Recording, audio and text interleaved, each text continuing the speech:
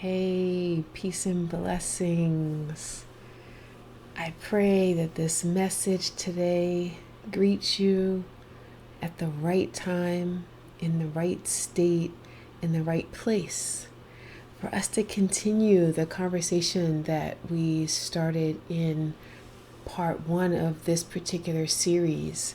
And this series is when you and I really look at, or continue to look at, the emotional underpinnings of the virus that we're faced with right now, and an invitation for you to look at the emotional viruses that were sort of dormant in your being prior to what we're experiencing in the outside world. And also to remind you that what's happening on the outer and what's happening on the inner are actually mirrors for each other. So the first video or conversation is how I like to think of it. We talked about resentments, and I offered you an opportunity to look at how that virus of resentment might be sitting in your body and keeping you from a complete experience of physical, emotional, and spiritual health. And today, in part two of this conversation around emotional viruses, I'm going to talk about another one. And this one is rampant right now. It's fear. So all of us are experiencing, to certain varying degrees, that feeling of fear. And fear is a valid state to be in at certain times in your life. It makes perfect sense to be afraid. What I want you to think about is how you were led by fear before the virus on the outside hit, and how that fear might be guiding you or misguiding you in the current reality. So let me tell you a little something about fear and the power of the imagination, which I talk about a lot. Here's what I want you to know. And you may not believe me, but just listen for a minute. Your imagination is real. And how do I know this? Because we all have an imagination. And it's all very, very, very vividly alive right now. For example, the best example to me is going to a scary movie, going to see a horror film. And while in that moment, you know that you're not in danger, what's happening to you physically. Your heart is racing. You're leaning back, you're leaning forward, you want to run, you want to hide. And then there's this other rational thought that comes through and it says, whoa, wait a minute. We're watching a film. And that allows you to be engaged in watching the film. But what's happening to you physiologically is the same feeling that would happen to you if you were actually being chased. What does that mean in terms of your body and your emotional state? Well, there's this little part of the brain called the amygdala. And the amygdala is in the very primitive part of our brain. And it stimulates what we call the fight-flight response. We are approached by something that could potentially harm us. It's beautifully designed.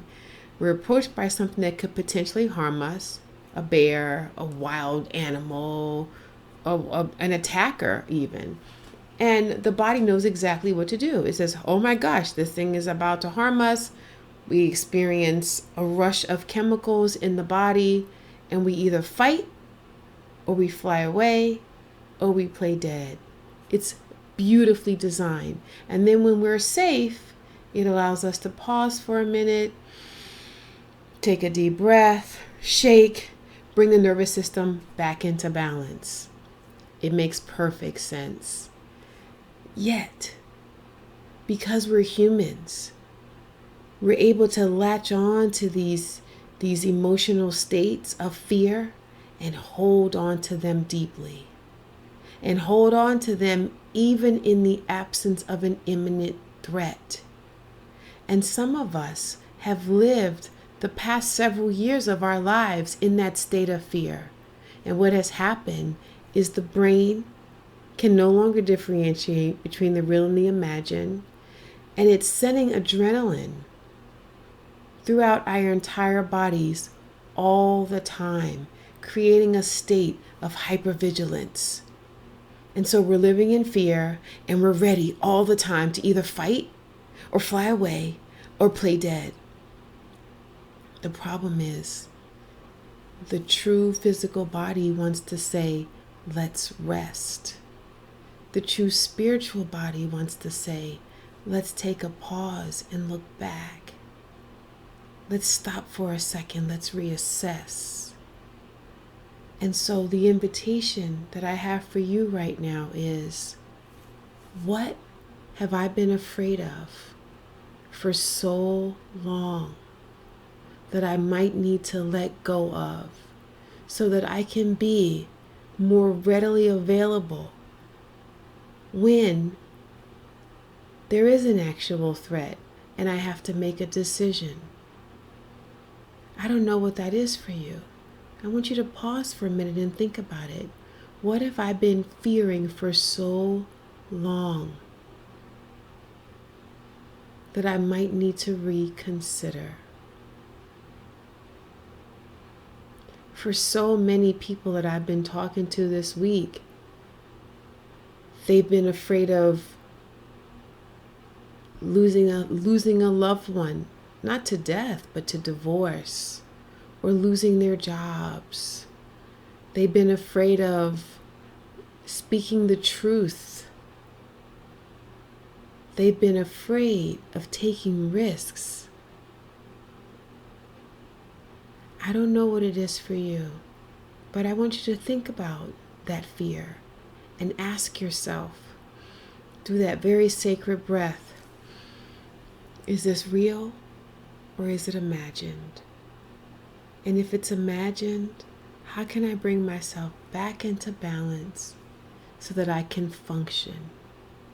Because if your adrenal glands don't get that moment to pause, it also sends a message to your immune system. And it tells that system, we're not that available for operation right now. We got to get ready for the big run, the big fight. So once you determine whether that fear is real, then I want you to determine whether it's right in this current moment. Do you have to fear that thing right now? And you get to choose. You get to say yes or no. And you can say no, not in this moment. And coming back to the exercise I taught you yesterday, yeah, it works for all these things. You pause, you take a breath.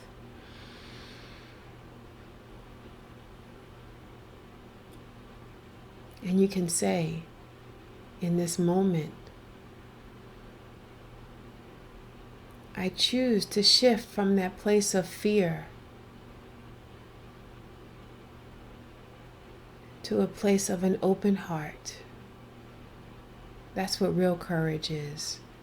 Real courage is about having an open heart.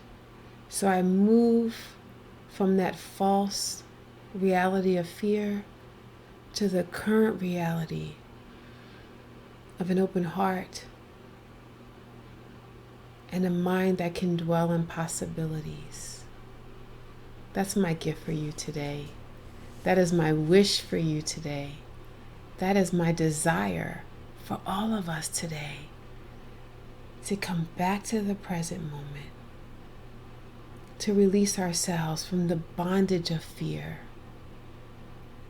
to the surrender to the reality that we are surrounded by the deepest love. Thank you so much for hanging out with me again. Thank you so much for coming back. And our next video, we're going to look at another emotional virus and another profoundly simple way to heal from it. I love you. I can't wait to keep growing with you. Peace and blessings.